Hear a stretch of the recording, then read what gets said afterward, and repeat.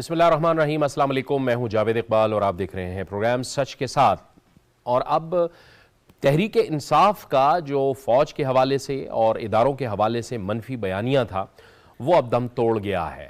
9 مئی کے بعد جو کچھ اس جماعت اور اس جماعت سے تعلق رکھنے والے شرپسندوں اور بلوائیوں نے فوجی، نجی اور سرکاری املاک کے ساتھ کیا، اس حد تک کہ ایک ایمبولنس سے بھی مریضوں کو اتار کر اس ایمبولنس کو بھی، عیدی کے ایمبولنس کو بھی جلا دیا۔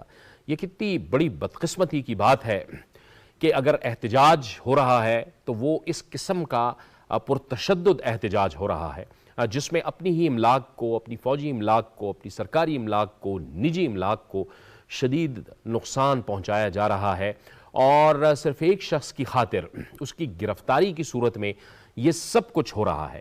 یعنی سوال یہاں پہ یہ یقینی طور پر اٹھتا ہے کہ اس سیاسی جماعت کی تربیت کیسے ہوئی ہے، یہ سیاسی جماعت کیسے پروان چڑھی ہے، اور پھر اس کے کارکنوں کی تربیت، یعنی جو اپنے آپ کو دعویٰ کرتے ہیں کہ ہم سیاسی کارکن ہیں، ان کی تربیت کیسے ہوئی ہے۔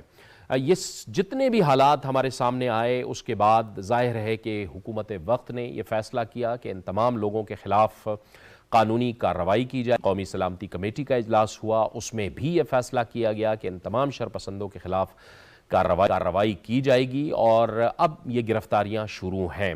زمان پارک میں بھی آپریشن کی صورتحال یہ ہے کہ وہاں پر پولیس موجود ہے، لیکن تحریک انصاف میں ان کو وہاں پر سرچ کی اجازت نہیں دے رہے، اور وہ مختلف جو شرائط ہیں وہ پیش کر رہے ہیں، جبکہ پنجاب حکومت کا کہنا ہے کہ یہاں پر شرپسند اور دہشت گرد چھپے ہوئے ہیں۔ اس سے پہلے بھی انہوں نے یہاں سے مختلف روپوں میں نکلتے ہوئے مختلف شرپسندوں کو گرفتار کیا ہے، لہٰذا اب بھی تحریک انصاف کے کئی اہم رہنما ہیں جو کہ زمان پارک میں موجود ہیں، ان کی لوکیشن ان کی سم سے وہاں پہ آئیڈنٹیفائی ہے، لیکن ابھی تک وہاں پہ اس آپریشن کا آغاز نہیں کیا گیا کیونکہ تحریک انصاف کے چیئرمین مختلف شرائط پنجاب حکومت کے سامنے پیش کر رہے ہیں۔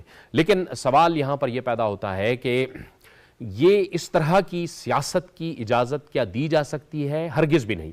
یہ ہم دیکھ رہے ہیں کیونکہ ہر طبقہ فکر سے تعلق رکھنے والا شخص جو ہے وہ ان واقعات کی مذمت کر رہا ہے، اور اب ہم یہ بھی دیکھ رہے ہیں کہ خود تحریک انصاف کا بحیثیت جماعت شیرازہ بکھرنے جا رہا ہے۔ مختلف جو سیاسی رہنما ہیں، جو تنظیمی رہنما ہیں، جن کا تعلق پارٹی سے ہے، جو سابق ارکان اسمبلی تھے، صوبائی اسمبلی کے ارکان ہیں، وہ تحریک انصاف سے اب استعفیٰ دے رہے ہیں اور وہ کہہ رہے ہیں کہ کسی بھی صورت میں ہم تشدد کی سیاست کے ساتھ کھڑے نہیں ہو سکتے۔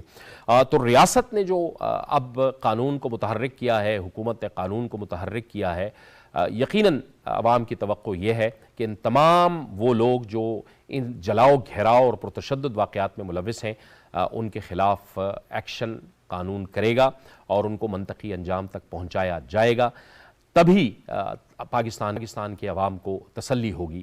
یہ وہ تمام معاملات ہیں جس پر آج ہم اپنے اس پروگرام میں بات کریں گے۔ ہمیں جوائن کر رہے ہیں اسٹوڈیوز میں سب سے پہلے پاکستان تحریک انصاف کے سابق مرکزی ڈپٹی سیکرٹری اطلاعات رہے ہیں اور چیئرمین تحریک انصاف کے فوکل پرسن بھی رہے ہیں، انہوں نے گزشتہ روز تحریک انصاف چھوڑنے کا اعلان کیا، ڈاکٹر محمد امجد۔ ڈاکٹر صاحب آپ کو خوش آمدید کہتے ہیں۔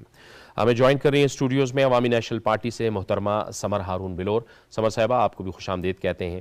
اور مسلم لیگ نون سے ہمیں جوائن کر رہے ہیں جناب سینیٹر رانا مقبول۔ سینیٹر صاحب آپ کو بھی گفتگو میں بہت خوش آمدید کہتے ہیں۔ گفتگو کا آغاز ہم ڈاکٹر امجد صاحب سے کریں گے۔ ڈاکٹر صاحب آپ فرمائیے، آپ نے تحریک انصاف چھوڑی، آپ مرکزی ڈپٹی سیکرٹری اطلاعات تھے، بہت اہم ذمہ داریاں تھیں، لیکن یہ جو کچھ ہوا اس کے نتیجے میں ہی آپ نے اس جماعت کو چھوڑا؟ دیکھیں، یہ جو سلسلہ ہے یہ کافی دنوں سے چل رہا تھا، کیونکہ میں چونکہ ان کے میڈیا سینٹر کو دیکھ رہا تھا، چلا رہا تھا، تو میں ان چیزوں کو آبزرو کر رہا تھا۔ کچھ ایسے کام تھے جو کہے جا رہے تھے، جس طرح کے مختلف جو ہماری ریلیز ہیں یا جو کورٹ کے باہر جو کچھ ہوتا ہے یا زمان پارک میں ان کو ٹیلی کاسٹ کیا جائے، ان کی ویڈیوز بنائی جائیں، ان کو آگے لانچ کیا جائے، تو اس طرح کی کچھ چیزیں سامنے آ رہی تھیں جس کی وجہ سے میں ان سے اختلاف بھی کر رہا تھا۔ اس کے علاوہ میں نے پھر کچھ لوگوں کی پابندی بھی لگا دی کہ میرے میڈیا سینٹر میں وہ لوگ نہیں آ سکتے جو باہر ان ایکٹیویٹیز میں ملوث ہیں۔ تو اس طرح پھر اختلاف بھی شروع ہوا، اور پارٹی کے دوسرے رہنماؤں کے ساتھ کچھ ناراضگی بھی ہوئی، اور میں نے پھر ان سے یہ کہا بھی کہ اگر آپ لوگ یہ فورس کریں گے یا یہ ایکٹیویٹی کو آپ جاری رکھیں گے تو میں میڈیا سینٹر بند کر دوں گا. لیکن چونکہ انہوں نے میری بات نہیں مانی تو فائنلی میں نے رمضان کے شروع کی بات ہے تو میں نے وہ میڈیا سینٹر بند کر دیا اور میں نے ان کی انٹری بھی بند کر دی، جس پر خان صاحب نے پھر مجھے میسج کیا بہت ہی غصے اور ناراضگی کا کہ آپ نے یہ کیوں ایکسیس ختم کی ہے. تو میں نے ان کو کہا کہ میں مطمئن نہیں ہوں اور میں ناراض بھی ہوں آپ سے اور آپ کے لوگوں سے جو جس طرح کے کام ہم کرنے جا رہے ہیں، کیونکہ یہ ملک کے خلاف ہے، ریاست کے خلاف ہے، اداروں کے خلاف ہے، ہماری قومی سلامتی کے خلاف ہے، تو میں اس کا حصہ نہیں بن سکتا.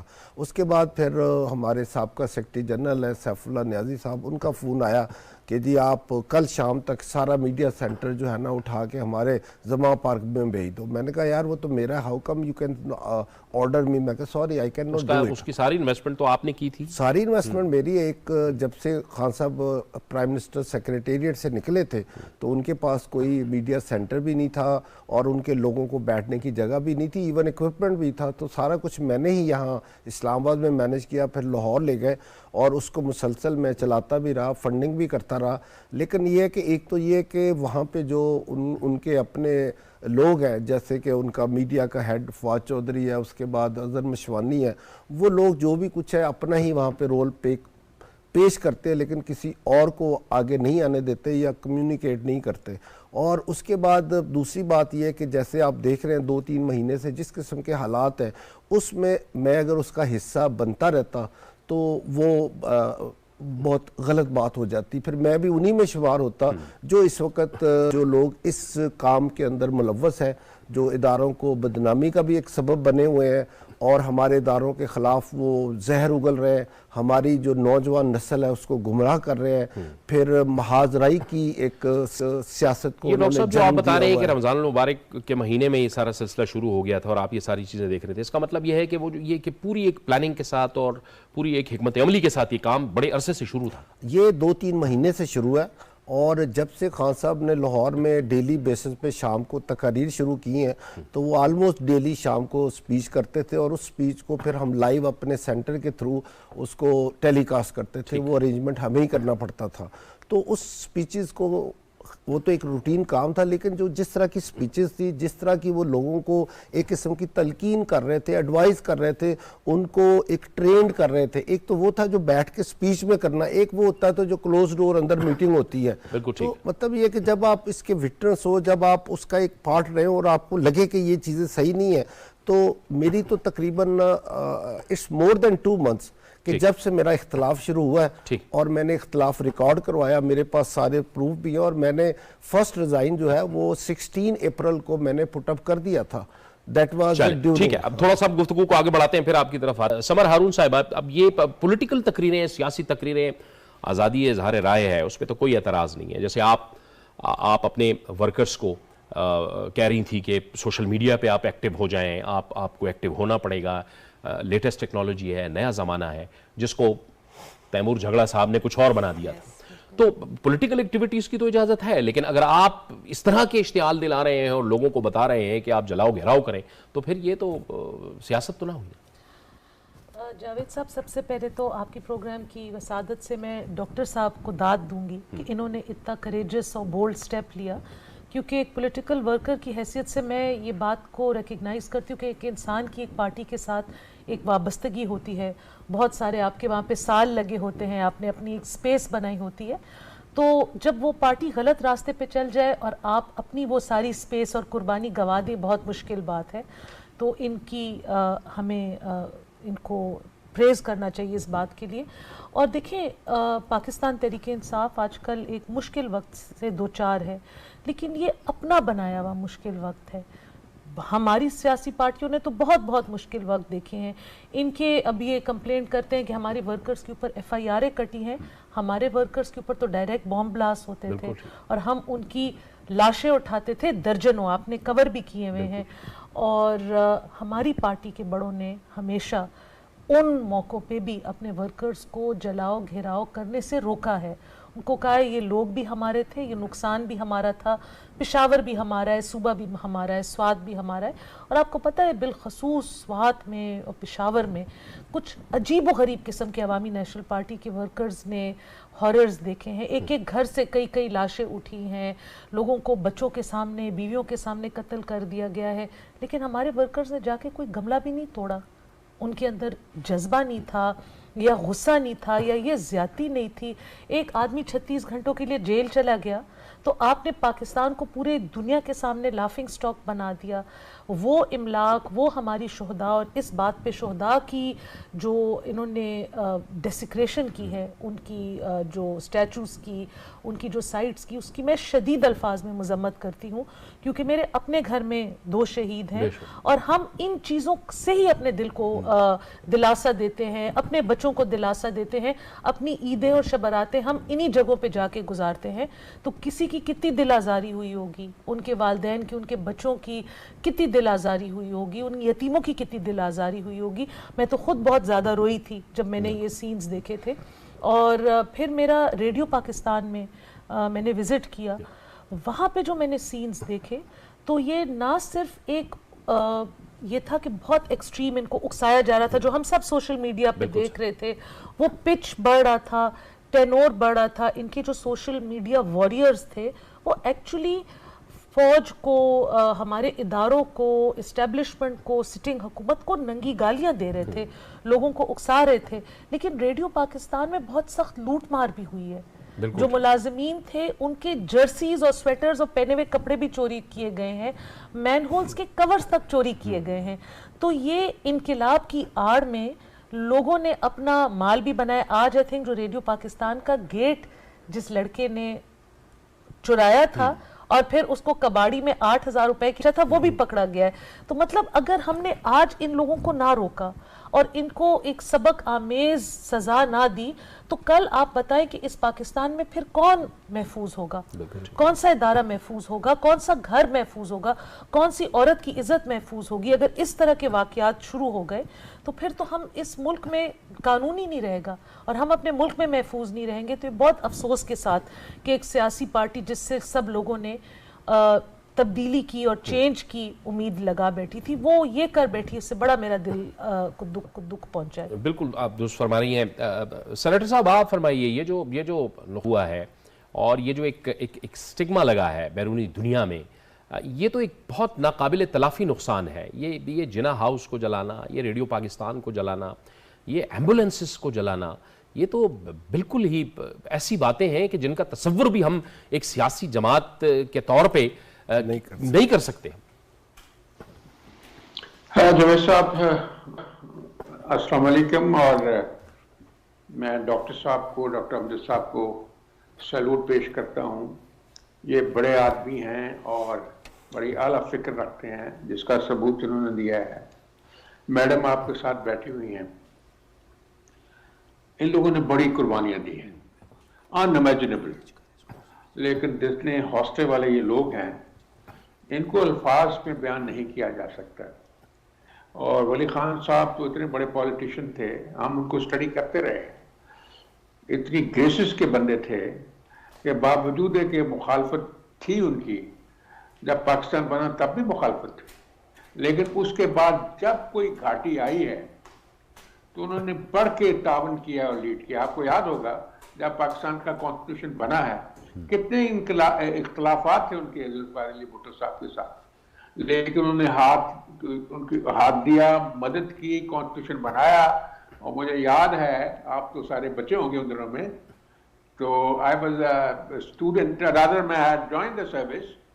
تو اس وقت لاہور ایئرپورٹ پہ یہ سارے لوگ, ولی خان صاحب, مولانا مفتی محمود, یہ سارے لوگوں نے بھٹو صاحب کو جو ہے خدا حافظ کہا انڈیا جانے کے لیے. تو یہ بڑے لوگ ہیں, ان کی قربانی بھی بڑی, اور جس صبر سے میڈم کے خاندان نے اور انہوں نے خود برداشت کیا ہے. ان کے امیاں جو کہ بہت قابل آدمی تھے, بالکل ہارون بلور, بالکل, انہوں نے جس طرح انہوں نے یہ برداشت کیا ہے, جس طرح بچے یتیم ہوئے, یہ بہت بڑی قربانیاں انہوں نے دی ہیں. اب جو بات آپ کر رہے ہیں, یہ کہانی تو بڑی عجیب و غریب اور بڑی دکھ کی داستان ہے. میں تھوڑا سا آپ کو پیچھے لے جاؤں, مجھے اجازت دیں. یہ ایک پریزنٹیشن تھی by the DGI Faiz Hameed on rapprochement with TTP اور آرمی چیف بھی وہاں تھے. تو جب انہوں نے پریزنٹیشن کی اور انہوں نے کہا کہ ہم صلح کرنا چاہتے ہیں TTP سے, یہ ملک کے جو ہے فائدے میں ہوگا. سبھی لیڈرز نے, جو پولیٹیکل لوگ تھے, انہوں نے بیک زبان کہا خدا کا واسطہ ہے, یہ وہ لوگ ہیں جو گلے کاٹتے ہیں, انہوں نے بم چلا چلا کے ہمارے ہزاروں لوگ شہید کیے ہیں, یہ اس قابل نہیں ہے کہ ان کے ساتھ صلح کی جائے, یہ انکریجبل ہیں. اور یہ بھی کہا کہ آپ سوچیں یہ اکیلے پاکستان کے دشمن نہیں ہیں, they are being supported by RAW, by Mossad, by other agencies. اس کی ڈائمنشن کو بھی دیکھیں, کیونکہ عمران خان صاحب جو ہے وہ بہت زیادہ صلح کے چیمپئن بنے ہوئے تھے اور ان کو اپنے ساتھ ملایا, انہوں نے ملایا. پھر آپ کو یاد ہوگا ابھی جو فیکٹس فگر آ رہے ہیں کہ 5000 لوگ جو ہیں جو اس کماش کے تھے ان کو لا کے بسایا گیا. اور بدقسمتی کی بات یہ ہے کہ ان میں ایسے لوگ بھی تھے جو پاکستان کی کورٹوں سے سزا ہو چکے تھے 3 بار 4 بار سزائیں بہت, وہ جیٹ بلیک تھے, ان کو چھڑوایا گیا اور آزاد کیا گیا. اور اس کا آپ نے ثمر دیکھ لیا. اور وہی لوگ جو ہیں ہمارے عمران خان صاحب کے ساتھی ہیں. یہ کمپوننٹ جو ہے نا جی آیا ہے یہ ٹیررزم کا, یہ جو بڑے یہ انسپائر ہوئے ہیں عمران خان صاحب اور انہوں نے یہ کام کیا ہے, ان کے ساتھ کی وجہ سے کیا ہے, کیونکہ ان کے ایک ایڈوسنکریٹک پرسن ہے, یہ سکھ آدمی ہے اور اس نے کیا ہے. اور نو ڈاؤٹ اس کے جو سپانسرز ہیں, آپ کو پتا کتنے لوگ تڑپ رہے ہیں ویسٹ میں, کتنے لوگ ریزولوشن پاس کر رہے ہیں, کن لوگوں نے اپنا پریزیڈنٹ آف USA کو خط لکھا ہے پارلیمنٹیرین نے, اتنی ان کو تکلیف ہوئی ہے. یہ بندہ جو ساروں کی لبرٹی کر رہا ہے, یعنی چاک چاک کر رہا ہے, اس کے لیے اتنی ہمدردی اور اتنی محبت, آپ سمجھتے نہیں یہ کیا چیز ہے. جو ہمارے بڑے لوگ جو تھے, ڈاکٹر اسرار جیسے لوگ, وہ کیا کہتے تھے, وہ باتیں سچی ثابت ہو رہی ہیں نا. تو اب اگر جیسے میڈم کہہ رہی تھی کہ اتنا دکھ ہوا, لیکن انہوں نے کبھی کسی انسٹالیشن کو چھیڑا ہے؟ انہوں نے وہ چیزیں جس پہ TTP والے حملے کرتے رہے ہیں, انہوں نے بھی اسی طرح کے ٹارگٹ سلیکٹ کیے. دیکھو بیسس پہ حملہ کرنا, بیسس پہ حملہ, میاں والی بیس پہ کیا حملہ اور جا کے اس جہاز کو جلا دیا جو ایک سمبل آف وکٹری تھا MM عالم صاحب کا. اور یہاں جو کرنل شیر ہے جو اتنا بڑا جرری شہید ہے, اس کے مجسمے کو اٹھایا اور اس کا گلا کاٹ دیا. اور جو جناح ہاؤس جو ہمارے فاؤنڈر کا تھا گھر, اس کو کس طرح نے ڈیسیکریٹ کیا. اور ایک جگہ نہیں ہے, بیشتر جگہوں پہ انہوں نے یہی کام کیا ہے. اور یہ ثابت ہوا, میں اس میں بتاؤں آپ کو, مجھے آپ اجازت دیں گے, اس میں جو ٹیکنیکل ایویڈنس آئی ہے اس میں 620 کالز ہیں جو انٹرسیپٹ ہوئی ہیں for this by this party, کہ آپ یہ کریں وہ کریں. 300 لیڈیز ان کالز میں بھی انوالو, لیڈیز کو بھی نہیں, انہوں نے ان کو بھی مسگائیڈ کیا ہے. اور ایک جج صاحب بھی ہیں. اور پھر آپ دیکھیں کہ 16 ٹائم اس لیڈر کا لنک ہوا ہے ٹیررسٹوں کے ساتھ جو یہ کر رہے تھے. یہ ریکارڈ کی بات میں کر رہا ہوں آپ کو. اور 400 ویڈیوز ہیں جو تفتیشی افسروں کے پاس, جس میں یہ ثابت ہے کہ کیا انسٹرکشن دی جا رہی ہیں. اور آپ کو پتہ کچھ ویڈیوز تو چل بھی گئی ہیں, جیسے اجاز صاحب کی ویڈیو ہے اور ڈاکٹر یاس اور بہت ساری. اور اس میں 256 جو انسیڈنٹس ہیں اس میں یہ ان کی شمولیت کی, ان کی ابیٹمنٹ کی, ان کے رول کا پروف جو ریکارڈ پہ آ چکا ہے. آپ نے شروع میں بات کی تھی کہ ان کی پروسیکیوشن ہونی چاہیے, اور اس پہ انشور یہ کرنا پڑے گا گورنمنٹ کو بھی اور پروسیکیوٹنگ ایجنسیز کو بھی, جو گناہ گار ہے کوئی بچ کے نہ جائے. جتنا اس کا رول ہے اس کو اس کی سزا ملنی چاہیے. لیکن اس میں ایک احتیاط کی ضرور ہوتی ہے کہ بے گناہ جو ہے he should not be touched with a long pole, یہ نہیں ہونا چاہیے. تو اس لیے یہ بات تو میں نہیں سمجھتا کہ یہ جو لیڈرشپ ہے اس پارٹی کی وہ رہ سکتی ہے یا ایگزسٹ کر سکتی ہے یا کوئٹ ہو سکتی ہے, اس کا سوال ہی پیدا نہیں ہوتا. باقی جیسے ڈاکٹر امجد صاحب نے یہ فیصلہ کیا ہے, باقی لوگ بھی کریں گے جو شرفا ہیں, جو تعلق رکھتے ہیں, یہ تخریب کاری کو ملک کا دشمن سمجھتے ہیں, وہ تو اپنے اپنے فیصلے کریں گے. اور یہ زیادہ ساری یہ پولیٹیکل جو ارینجمنٹ ہے یہ ری ارینج ہوگی. تو بہر صورت یہ بدقسمتی کی بات ہے. آپ نے وہ انڈیا کا इंडियन जर्नलिस्ट का एक बहस सुनी होगी, डिबेट, जिसमें वो कहता है एक बड़े जज्बे के साथ कि आप क्या करते हैं, आपकी फौज ने क्या कर लिया है। मेरा ड्रीम है इमरान खान, जो वो नुकसान पहुंचा रहा है इस मुल्क को, इस मुल्क की इंटेग्रिटी को, सॉलिडेरिटी को, कोई नहीं पहुंचा सकता। मैं उसके हक में हूं, उसे प्राइम मिनिस्टर होना चाहिए, उसे आना चाहिए, वो मेरा ड्रीम है, उससे बड़ी कंट्रीब्यूशन कोई नहीं कर सकता। ये एक रिफ्लेक्शन है इसके ऊपर हमारा, जो इसकी वजह से मैं नहीं समझता कि इसकी वजह से हमारी कोई इस लिहाज से बदनामी इनकी हुई है, इसके सरप्रस्तों की हुई है और इसके साथियों की हुई है, बाद से जो सपोर्ट कर रहे हैं उनकी हुई है। कौम तो अब खड़ी हो गई है ना, आप देख रहे हैं ना, और आप देखेंगे कि यही पॉलिटिकल पार्टी जो है ये सर जोड़ेंगी, बैठेंगी और अज़्म से बात करेंगी, तो आप देखेंगी। लेकिन एक मैं बात जरूर आपको करना चाहता हूं जी, जो इन्होंने यूथ को मिसगाइड किया था, उसके लिए चूंकि बैठी है मैडम भी, उनके लिए एक जरूरी इंतजाम करने की जरूरत है फौरी तौर पे। पीडीएम को, उनके एलाइज को, बाकी political, they must join heads together from tomorrow. बिल्कुल ठीक है। आप कह रहे हैं कि बयानी की बात कर रहे हैं कि उस नैरेटिव की, नहीं, मैं तो प्रैक्टिकल स्टेप की भी बात कर रहा हूं। बिल्कुल ठीक है, मैं प्रैक्टिकल स्टेप की बात कि आप बैठे और बैठ के फौरी तौर पे एक इमरजेंसी प्लान बनाएं फॉर यूथ, क्योंकि उनके प्रॉब्लम्स हैं, बेरोजगारी है और बहुत उनके मसाइल हैं। ठीक, उसके लिए इमरजेंसी प्रोग्राम बनाएं। आपको याद होगा ये मियां नवाज के दौर में भी हुआ था, लेकिन मैं उस वक्त स्टूडेंट था, I was about to join service, तो भुट्टो साहब जो थे हुकूमत में आए थे, बहुत बुरी हालत थी अपने इकोनॉमी की भी, तो उसमें एक प्लान आया था, उसे कहते थे NDVP, नेशनल वॉलंटियर प्रोग्राम।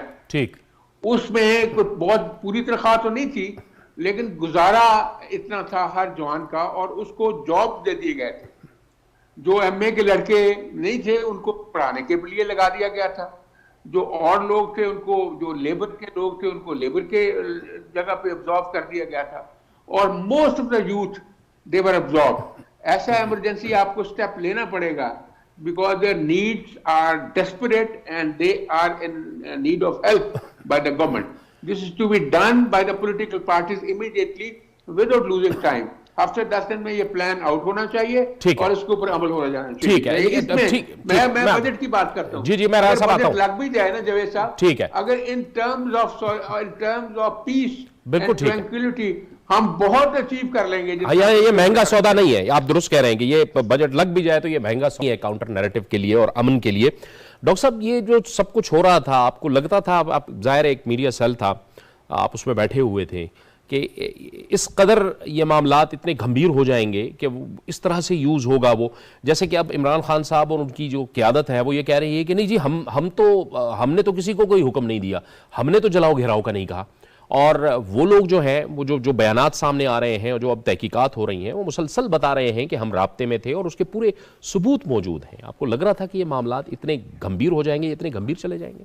नहीं, हमें बिल्कुल ऐसा अंदाज़ा नहीं था, और किसी हद तक ये महसूस किया जा रहा था कि जो हमारे सेंटर में बैठ के लोग काम करते हैं वो तो बहुत मोहतात हैं और हम भी उन पे नज़र रखे हुए हैं, लेकिन बहुत सारे लोग ऐसे थे जिनको हमने इक्विपमेंट दिया और वो वर्क फ्रॉम होम कर रहे थे, और ऐसे लोग भी हैं जो अमेरिका में बैठ के कर रहे हैं। मतलब इवन मेरा ख्याल है कि जो हमारा मीडिया सेंटर है उसका एक one of the director is residing in America, जो वहाँ से ये सोशल मीडिया को कंट्रोल करता था। तो एक दो दफ़ा मैंने भी कुछ चीज़ों में इंटरफियर किया तो मुझे कहा यह गया कि वो जो वहाँ पे बैठे हैं, ही इज़ द हेड, तो he will move it out. तो ये हमें शक ज़रूर था। वो इतला थी कि वो शिकागो में बैठा हुआ है और उसके सेल में काम करने वाले बहुत से इंडियंस भी हैं। इंडियन ऑब्वियसली, मतलब देखे ना, अमेरिका में तो सारा सोशल मीडिया है इंडियंस के हवाले। फिर ये कि मैं जो इन्होंने भी बात की है राना साहब ने, कि हमने यूथ का जहन बिगाड़ दिया है, हमने यूथ को एक गलत तरफ उनको राग़ब कर दिया, उनको मोटिवेट कर दिया। वहाँ से उनको रोकना बहुत ज़रूरी है। अगर हम नहीं रुकेंगे तो ये जो डिस्ट्रक्शन हुई है, उनको इससे कोई गर्ज नहीं है कि मतलब ये चीज़ तबाह हो रही है, ये GHQ में हम जा रहे हैं, जिना हाउस में जा रहे हैं, या हम रेडियो में जा रहे हैं, या हम किसी के कौमी सलामती के इदारे, उनको इस चीज़ का एहसास, उन्हें ये है कि चूँकि खान साहब ने कहा था, या हमारी पार्टी का ये है कि अगर हमारे साथ कोई इदारा कुछ भी होगा तो इदारे ने किया होगा, तो इदारे ने किया होगा, तो इदारे को हमने پکڑنا ہے یا ہم نے رجسٹ کرنا. دیکھیں بات سنیں, کون گرفتار نہیں ہوتا. ایک وہ وقت تھا کہ وہ خود ہمیں کہتے تھے کہ جاؤ جا کے گرفتاریاں پیش کرو, خود جا کے گرفتاریاں دیتے رہے. پھر حکومت سب کو پکڑ رہی ہے, بھئی آپ کو پکڑ رہی ہے تو آپ بھی گرفتار ہو جائیں, جا کے آپ اپنا ثابت کریں کہ آپ بے قصور ہیں, آپ انوسینٹ ہیں, آپ نے یہ نہیں کیا. آپ نے یہ یوتھ کی, پھر لوگوں کی, اس کے بعد عورتوں کی شیل بنائی ہوئی ہے. مطلب ان کو آگے کر کے ان کو نشانہ بنایا ہوا ہے کہ وہ آپ کو پروٹیکٹ کریں, وہ آپ کو بچائیں, وہ آپ کو گرفتاری سے روکیں. اور اگر آپ گرفتار ہو گئے تو پورا ملک تباہ کر دیں. تو جو دوسرے ورکر گرفتار ہو رہے ہیں, جو دوسری لیڈرشپ گرفتار ہوئی, اس کا آپ کو احساس ہی نہیں, اس کا آپ کو پتہ ہی نہیں کیا ہے. تو یہ تو پھر ایک سیلف سینٹر ساری مہم چل رہی ہے کہ اگر ایک نہیں ہے تو پھر کوئی بھی نہیں ہے. تو اس چیز کو روکنا چاہیے, اپنی ذات سے باہر نکلیں. ہم ملک کا سوچیں, قوم کا سوچیں, سلامتی کا سوچیں, اپنی ذات کا نہ سوچیں. میں اگر یہاں بیٹھا ہوں, میں کہتا ہوں کہ میں کہہ رہا ہوں کہ مجھے اسلام آباد میں بہت کام کر رہا ہوں, اگر میں نہ رہا تو اسلام آباد کون چلائے گا؟ بھئی میں کل نہیں رہوں گا, اسلام آباد تو وہی رہنا ہے, اداروں نے وہی رہنا ہے, ملک نے وہی رہنا ہے, لوگ آتے جاتے ہیں. اپنی ذات کو یہ نہ ثابت کر دیں کہ اگر یہ ذات نہیں ہے تو یہ ملک نہیں ہے, یہ ذات نہیں ہے تو آزادی نہیں ہے, یہ ذات نہیں ہے تو ادارے نہیں ہے. یہ ماحول سے ہمیں نکلنا ہے, اپنی یوتھ کو یہ ایجوکیٹ کرنا ہے کہ open your mind, stay away from such type of teaching and preaching. یہ سمر صاحبہ, ولی خان صاحب کی انہوں نے بات کی, میں تو باچا خان صاحب کی بھی بات کرتا ہوں. باچا خان تو اپنی زندگی میں تقریباً 39 برس جیلوں کے اندر انہوں نے اپنی زندگی گزاری, اور پھر بھی وہ عدم تشدد کے فلسفے پہ کام کرتے رہے. وہ لرننگ, وہ ٹیچنگ آپ تک پہنچی. آپ کے لائف پارٹنر ہارون بلور صاحب شہید ہو گئے دہشت گرد حملے میں, خودکش حملے میں. بشیر بلور صاحب ان کے والد اور آپ کے سسر اس میں شہید ہو گئے. لیکن آج بھی آپ کانسٹیٹیوشن کی اور پاکستان کی آئین کی, قانون کی بات کرتی ہیں, اپنے حلقے میں جاتی ہیں, غمی خوشی میں شامل ہوتی ہیں. یہ کون سی لرننگ ہے جو ہم اپنی یوتھ کو دے رہے ہیں؟ لرننگ تو وہ ہے جو آپ کر رہی ہیں, لرننگ تو یوتھ کو آپ سے سیکھنی چاہیے. دیکھیے جی, مسئلہ کیا ہے جاوید صاحب, جو پارٹیاں جن کے لیڈرز آج کل کی انسٹاگرام فرینڈلی, ٹک ٹاک فرینڈلی, ان کی لکس نہیں ہیں, ان کے انداز بیان نہیں ہے, ان کو میڈیا پہ ٹائم نہیں ملتا. آپ کیونکہ خود ذرا خیبر پختونخوا کی سیاست پہ ایک گہری نظر رکھتے ہیں, آپ کے پروگرام میں ہمیشہ ریپریزنٹیشن ہوتی ہے, لیکن بہت سارے ہمارے پروگرامز ایسے ہیں جو پنجاب سینٹرک ہیں, چھوٹے صوبوں کی طرف یا ان کی قربانیوں کی طرف وہ دیکھتے ہی نہیں ہیں. اور چھوٹے صوبے بھرے ہوئے ہیں, بلوچستان میں دیکھ لیں, سندھ میں دیکھ لیں, یہ تو وہ بے حس لوگ ہیں کہ ہزارہ کمیونٹی جب اپنی لاشیں لے کے سڑکوں پہ پڑی ہوئی ہوتی تھی تو یہ لاشوں کی جو فیملیز ان کو کہتے تھے بلیک میلرز ہیں. خود میرے بھائی نے جیسے کہا کبھی جیل بھرو تحریک ہوتی ہے, جب اصلی میں جیل بھرنے کا ٹائم آتا ہے تو سارے گھر سے بھاگ جاتے ہیں. آئی تھنک انہوں نے جو یوتھ کو فیسنیٹ کیا ہوا ہے, ایک تو انہوں نے سوشل میڈیا میں بہت زیادہ ٹائم اینڈ منی دونوں انویسٹ کیا ہوا ہے. ہم بھی پارٹی کا سوشل میڈیا سیل چلاتے ہیں. انفیکٹ میری ایک پرائیویٹ محفل میں مریم نواز صاحبہ سے بات ہو رہی تھی, وہ کہہ رہی تھی کہ ہم گورنمنٹ کا بھی سوشل میڈیا ان کے ساتھ میچ نہیں کر سکتے. ان کا پرائیویٹ اتنی زیادہ فنڈنگ ہے, وہ کہاں سے آ رہی ہے؟ وہ ساری ابراڈ سے آ رہی ہے. اس فنڈنگ کو بھی ٹریس کرنا چاہیے. یہ کون کر رہا ہے, وہ کیوں کر رہا ہے, وہ پاکستان کی سوشل میڈیا ٹرینڈز اور ویوز میں اتنے انویسٹڈ کون ہیں, وہ کون لوگ ہیں؟ آپ دیکھیں انہوں نے جو یہ ٹارگیٹڈ ان کی رائٹس تھیں, ساری شہروں میں لوگ آدھے گھنٹے میں جا کے کنٹونمنٹ کے علاقوں پہ پہنچ گئے, فوجی علاقوں میں پہنچ گئے, فوجی انہوں نے املاک کو نقصان پہنچایا. یہ کوئی انسیڈنٹس نہیں ہو سکتا, ایک جگہ پہ ہوتا, دو جگہ پہ ہوتا. اس کا جشن انڈیا میں منایا گیا. یہ وہ باتیں کرتے ہیں جو انڈیا والے کرتے ہیں. ہمارے فورن منسٹر انڈیا جاتے ہیں تو انڈین پریس اور پی ٹی آئی ایک قسم کا بات کرتی ہے, چاہے وہ آپ کے سیاسی مخالف ہوں, لیکن جب وہ پاکستان کو ریپرزینٹ کر رہے ہیں انڈیا کی سوئل پہ تو وہ ہم سب کے فورن منسٹر ہیں, ہم سب کو ان کا دفاع کرنا چاہیے.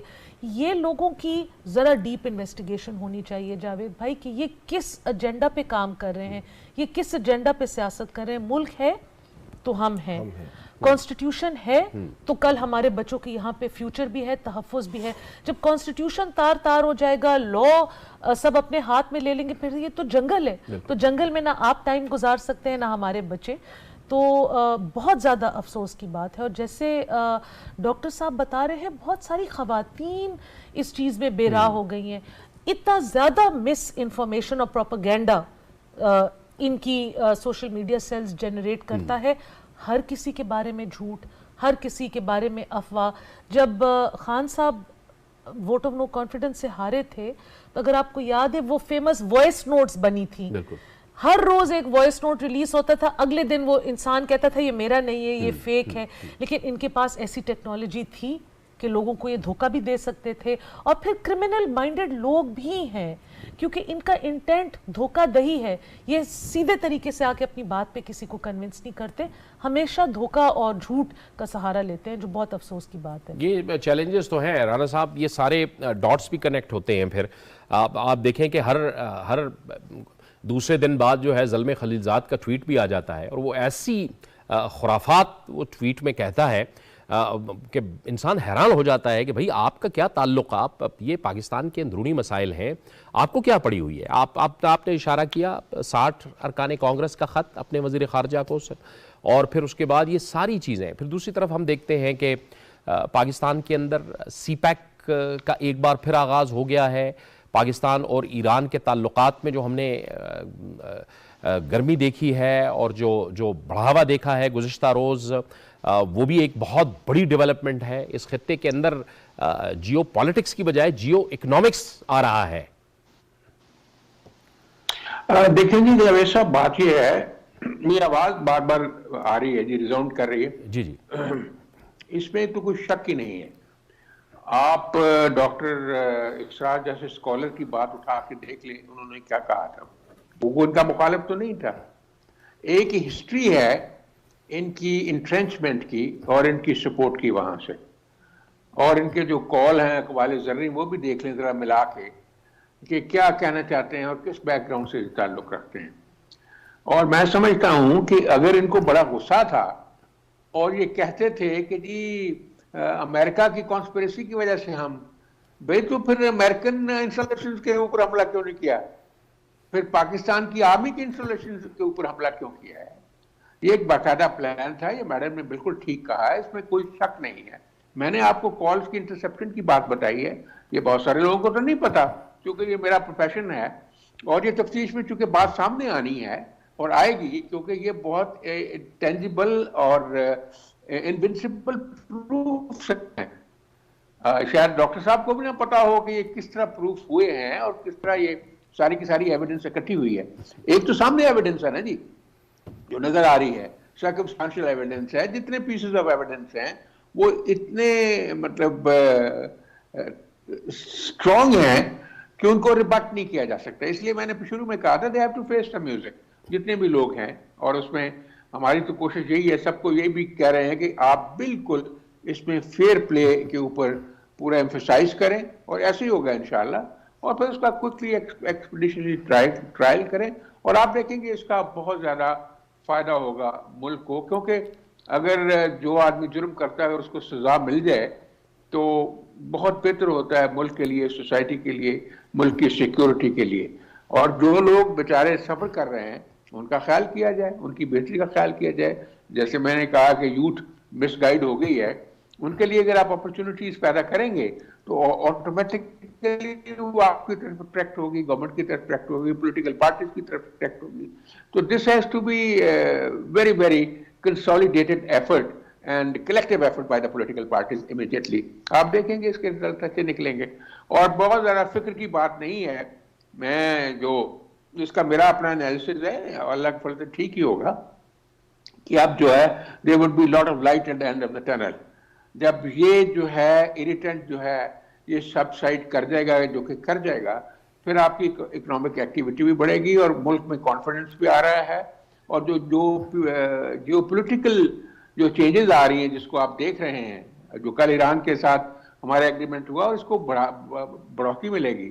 ایران ہے, سعودی عربیہ ہے, اور باقی اس ریجن کے ملک جو ہیں, اور جیسے سی پیک جو ہے وہ ریکمنس اور ریسٹارٹ ہو گیا ہے, تو ہماری اکنامک کنڈیشنز بھی انشاءاللہ بہتر ہو جائیں گی. اور جو میں آئی ایم ایف ڈرا رہا ہے, وہ کیوں ڈرا رہا ہے ہمیں پتہ نہیں ہے کیوں وہ کر رہے ہیں. کیونکہ یہ ایک مسلم ملک ہے, ایک اٹامک اور نیوکلیر ملک ہے, ایک جیو اسٹریٹجک اس کی پوزیشن بہت تکڑی ہے اور بہت بڑا ملک ہے، اس لیے وہ تو چاہتے ہیں کہ اس کو ہم تارپیڈو کریں، لیکن وہ تارپیڈو کر نہیں پائیں گے انشاءاللہ العزیز۔ اب چونکہ اس دکھ نے قوم کو اکٹھا کر دیا ہے، مزید اکٹھا کر دیا ہے، جیسے آپ کے پاس بیٹھے ہوئے ہیں نا جو ان کے پاس اب یہ دل برداشتہ ہو کے آ گئے ہیں باہر کہ چلو اب آزاد ہو گئے ہیں، ایک ان کی طبیعت بھی اب بحال ہوگی، پتہ نہیں کتنے دکھ کے ساتھ کے وہاں رہے ہیں، نیک آدمی ہیں۔ تو اب ایسے لوگ اکٹھے ہو جائیں گے تو ملک جو ہے وہ سٹرونگ بھی ہوگا، امپریگنیبل بھی ہوگا، اس لیے we have a bright future. یہ سارے کا سارا آپ دیکھیں کہ بجٹ جیسا آ رہا ہے وہ بھی آپ کو پتہ چل جائے گا، کوئی ایسا خوف زدہ کیا ہوا ہے IMF نے، وہ خوف بھی اتر جائے گا انشاءاللہ۔ یہ تو میں آپ کو پوچھنے لگا تھا کہ چونکہ آپ حکومت میں ہیں، جو مسائل ہیں، جو مہنگائی ہے، جو چیلنجز ہیں، کیونکہ عوام ظاہر ہے حکومت کی طرف ہی دیکھتی ہے، آپ نکال پائیں گے لوگوں کو ان مسائل سے؟ انشاءاللہ شروع ہو گیا، آپ نے دیکھا پچھلے 2-3 دن میں کتنا 30 روپے ڈیزل نیچے گیا ہے، اور آگے بھی جائے گا، اب اوپر نہیں جائے گا، اب آپ دیکھ لیجئے گا انشاءاللہ۔ ٹھیک۔ اور جو اپنی پیمنٹس ہیں جو ہمارے ذمہ ہیں، جس کا ہمیں ڈراتے رہتے ہیں ڈیفالٹ، وہ تو انتظام ہے ہمارے پاس دسمبر تک، اس سے پہلے بہت بڑی چینجز آنے والی ہیں، اور اگر ہماری ٹریڈ اگر ایران کے ساتھ کھل جاتی ہے، جو کہ کھل جائے گی، تو آپ دیکھیں گے کس نے پرواہ کرنی ہے پھر سینکشن جو لیے پھرتے ہیں وہ پھر کون کرے گا؟ اگر سعودی عربیہ میں متوجہ اس طرف ہی ہو رہا ہے، ان کی بات نہیں کر رہا ہے، سیریا بھی ساتھ آ گیا ہے، ایران فیلڈ میں آ گیا ہے، تو انشاءاللہ عزیز حالات بدلیں گے ہمارے، کیوں نہیں بدلیں گے؟ اور اس سے ملک میں بہت زیادہ کانفیڈنس آئے گا، اور آپ دیکھیں گے پرائسز کم ہو جائیں گی بڑی سبسٹینشلی، بجٹ میں بھی بہت ریلیف ملے گا انشاءاللہ۔ ٹھیک، یہ میں آتا ہوں ڈاکٹر صاحب آپ کی طرف، لیکن سور صاحبہ یہ بھی ایک بڑی اہم بات ہے نا کہ جیسے ڈاکٹر صاحب بھی اس طرف اشارہ کر رہے تھے کہ تحریک انصاف اور اس کی قیادت نے تو جو ہے تعریف ہی بدل دی ہے، آئین کی بھی تعریف بدلی ہے، جمہوریت کی بھی تعریف بدلی ہے۔ وہ تو کہتے ہیں کہ جب ادارہ اور اسٹیبلشمنٹ ہمارے ساتھ کھڑا ہوگا تو تبھی معاملات آگے چلیں گے۔ یہ تعریف بدلنا، اور اسی جو بعض یوتھ ہے، میں مجموعی یوتھ کی بات نہیں کر رہا، لیکن بعض یوتھ کو انہوں نے یہ پیغام دیا ہے کہ یہ آئین ہے اور یہ قانون ہے کہ جب ادارے ہمارے ساتھ کھڑے ہوں گے، ہمیں ادھر ادھر سے ہم آئیں گے اور اقتدار میں بیٹھیں گے تو ٹھیک ہوگا، ورنہ پھر آئین اور قانون نہیں ہوگا۔ یہی تو بات ہے۔ دیکھیں جی، کتنی افسوس کی بات ہے کہ جب قاسم سوری صاحب نے کانسٹیٹیوشن کو ایبروگیٹ کیا تھا تو اچھے پڑھے لکھے پاکستان تحریک انصاف کے پارلیمنٹیرینز، ان کی کیا ٹویٹس تھیں، وکٹیں اڑ گئیں، ہر چیز کو انہوں نے ڈم ڈاؤن کر دیا ہے۔ خان صاحب نے یوتھ کو کیوں کیپچر کر دیا؟ یوتھ کے لیے انہوں نے کچھ کیا تو نہیں، کوئی جابز نہیں لے کر آئے، کوئی انسینٹیوز نہیں لے کر آئے، کچھ بھی انہوں نے یوتھ کے لیے نہیں کیا۔ انفیکٹ جو یوتھ ان کی گمراہی کے راستے پہ پکڑی گئی ہے، ان کو تو وہ اب ڈسون کر رہے ہیں، یہ بھی کہتے ہیں ہم ان کو نہیں پہچانتے، ان کی پارٹی کی لیڈرشپ بھی کہتی ہے۔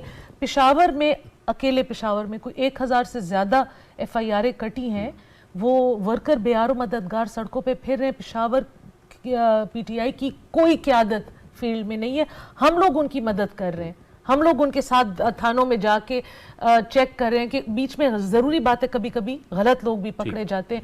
خان صاحب کی کیا باتیں ہوتی تھیں، میں پشاور کو پیرس بنا دوں گا، 5 لفظ کا جملہ، کراچی میں درخت لگا دوں گا تو موسم اچھا ہو جائے گا۔ مطلب اتنی، یہ آپ جھوٹی باتیں آپ ان کو کہہ سکتے، لیکن اتنے سال میڈیا میں جرت نہیں تھی کہ ان باتوں کو جھوٹ کہیں۔ وہ ان کا بیانیہ، ان کا سٹائل، ان کا نیریٹو ایک چولا پہنا دیتے تھے۔ تو آئی تھنک ان کو جو ان کو ہمیشہ لاڈلا کہتے تھے، تو وہ لاڈلا بچہ آخر کار تھپڑ ہی کھاتا ہے۔ تو آئی تھنک اب وہ تھپڑ کھانے کی نوبت ان کی آ گئی ہے، تو وہ تھپڑ کسی کو پسند نہیں آ رہا۔ ڈاکٹر صاحب، یہ جو یوتھ ہے، اب ان کے لیے سبق تو ہے نا کہ جس طرح سے ان کو قیادت نے استعمال کیا، جس طرح سے یوز کیا، اور آج وہ جیلوں میں پڑے ہوئے ہیں، اور آج ان کو مقدمات کا بھی سامنا کرنا پڑے گا، کیونکہ ریاست اور حکومت نے یہ فیصلہ کیا ہوا ہے، اور پاکستان کی عوام بھی یہ چاہتی ہے کہ یہ جو بلوائی ہیں، شرپسند ہیں، ان کے خلاف ایکشن ہونا چاہیے۔ تو اس یوتھ کے لیے بھی تو سبق ہے نا کہ آپ اگر عمران خان ہے یا تحریک انصاف کی قیادت ہے، وہ آپ کو بلوا کرنے کا کہہ رہی ہے، شرپسندی کا کہہ رہی ہے، تو ان کے لیے بھی تو سیکھنے کا اس میں بہت سامان ہے۔ اس میں تو یہ کہوں گا کہ یہ جو یوتھ پکڑی گئی ہے، اگر اس میں جو لوگ ملوث ہیں، ان کو بجائے اس کے کہ وہ ہیزیٹنٹ کریں یا وہ انکار کریں، تو وہ کھل کے بیان کریں کہ ہاں ہم سے غلطی ہوئی ہے، ہمیں کس کے کہنے پہ یہ ہمیں کرنا پڑا، اور آگے کے لیے توبہ کریں، تو ہم اس کے ساتھ کسی حد تک لینیٹ رویہ اختیار کریں، تاکہ ہم ان کو پازیٹیو سائیڈ کی तरफ लेके आए, हम उनकी तरबियत कर सकें। एक तो ये पहलू है। दूसरा ये है कि अगर उन्होंने ये सारी तोड़ फोड़ की है, उन्होंने ये तशद्दुद किया है, उन्होंने जलाओ घराव किया है, तो आप उनसे करार वाकई सख्त सख्त सज़ा दें, तो फिर आप उनके ज़हनों को और माऊफ कर देंगे, ठीक है, या वो जेलों में पड़े रहेंगे। और अगर आप इतनी सज़ाएँ दे के उनको निकालेंगे तो वो कभी पॉजिटिव लाइन पे चल नहीं सकते, वो इसी के पीछे चलेंगे। तो इसलिए मेरी ये रिक्वेस्ट है, मैं तो हुकूमत में नहीं हूँ, लेकिन जो हुकूमत में है वो सुबह से शाम तक ये मिनिस्टर्स और लोग ये बयान दे रहे हैं कि जी हम उनको छोड़ेंगे नहीं, हम उनको सख्त सजाएं देंगे। ठीक है भाई, लेकिन अगर आप यूथ को सुधारना चाहते हैं तो थोड़ा सा मुस्बत रवैया भी आपको रखना पड़ेगा उन लोगों के साथ जो रियलाइज़ कर लें कि उन्होंने गलती की है, जो रियलाइज़ कर लें कि अब हमने पॉजिटिव साइड की तरफ जाना है, जिनको ये पता चल जाए कि ये जो पार्टी या इनका चेयरमैन या इनकी जो लीडरशिप या इनका जो सोशल मीडिया है वो हमें मिसगाइड करता रहा है, हमें पॉइजन करता रहा है, हमें गलत डायरेक्शन में लेके जाता रहा है। अब हमने डायरेक्शन चेंज करनी है, हमने मुल्क का सोचना, इनका नहीं सोचना। हाँ, लेकिन ये तो आप जो बात कर रहे हैं, अगर कानून के अंदर कोई गुंजाइश बनती है तो यकीनन उस पर बात हो सकती है, लेकिन इब्तिदाई तौर पे तो सेनेटर साहब बहरहाल रियासत को और हुकूमत को एक सख्त रवैया अपनाना होगा कानून के तहत, क्योंकि ये एक ऐसा काम हुआ है जिसका तसव्वुर भी नहीं किया जा सकता था। ये तासुर जो है डॉक्टर साहब जो है, इनकी बात एक लिहाज से दुरुस्त है कि कुछ लोग क्रेडिबल भी होते हैं, लेकिन डॉक्टर साहब मैं आपको अर्ज करूं कि अगर हम कैलकुलेशन करेंगे ना तो टेररिस्टों की तादाद ज्यादा नहीं होती हमेशा, इसमें भी ज्यादा नहीं है। जो स्ट्राइकर्स हैं ना सही मानों में, उनकी तादाद कोई चंद 100 के करीब होगी, 150, 200, 300, इससे भी कम जो स्ट्राइकर हैं जिनको उन्होंने डिप्यूट किया है। बाकी तो ऐसे ही आ जाते हैं ना शामिल बाजा होने के लिए, इसलिए डिटरमिन करना चाहिए। आपकी बात ठीक है, जो डिस्टेंटली कोई उनका रोल उनको पता ही नहीं था और आ गए, उनको तो कंसिडर किया जा सकता है, लेकिन लोग जो डिटरमिन प्लान और जिस तरह उन्होंने with full dexterity of a terrorist जो उन्होंने किया है, उनका इलाज तो आपको करना पड़ेगा ना। लेकिन आप इसमें बड़ी डिस्क्रीटली डिस्टिंग्विश करने की जरूरत है। ये आपकी बात दुरुस्त है, इसको स्टडी किया जा सकता है, इसमें कोई शक नहीं है। लेकिन वो लोग जो हैं जो जिन्होंने इतना कुछ कर दिया है जाके, उसको आप कैसे माफ कर सकते हैं? कौन करेगा? जो जिन्होंने सफर किया है वो माफ करें, फिर वो कैसे करेंगे? बात यह है कि ये देखने वाली बात है। आपका नुक्ता नजर बिल्कुल दुरुस्त है, इसको जरूर वजन देना चाहिए, लेकिन शायद एज ए पॉलिसी ये अडॉप्ट ना हो सके टू बिगिन विद। ठीक, बिल्कुल ये आप दोस्त कह रहे हैं सेनेटर राना मकबूल साहब, और हुकूमत पहले भी कह चुकी है कि कोई बेगुनाह जो है उसको मुलविस नहीं किया जाएगा, उसको गिरफ्तार नहीं किया जाएगा, और जो मुलविस है उसको बहरहाल छोड़ा नहीं जाएगा। तो बहरहाल कानून ने अपना रास्ता तो लेना है। वक्त ख़त्म हो गया। बहुत बहुत शुक्रिया सेनेटर राना मकबूल साहब आपका, समर हारून बिलोर साहब आपका भी बहुत बहुत शुक्रिया, डॉक्टर मोहम्मद अमजद साहब आपका भी बहुत शुक्रिया। ज़ाहिर है आवाम जो है वो हुकूमत को देखती है, रियासत को देखती है कि अगर इस किस्म का तशद्दुद होता है, शरपसंदी होती है, तो इसमें जो लोग भी मुलव्विस हैं, जो इसमें करने वाले हैं, जो इसको सपोर्ट करने वाले हैं और जिन्होंने इसकी मंसूबा साजी की है, उन सबको कानून के कटहरे में लाना होगा। यह था हमारा आज का प्रोग्राम। जावेद इकबाल को इजाज़त दीजिए। अल्लाह हाफ़िज़।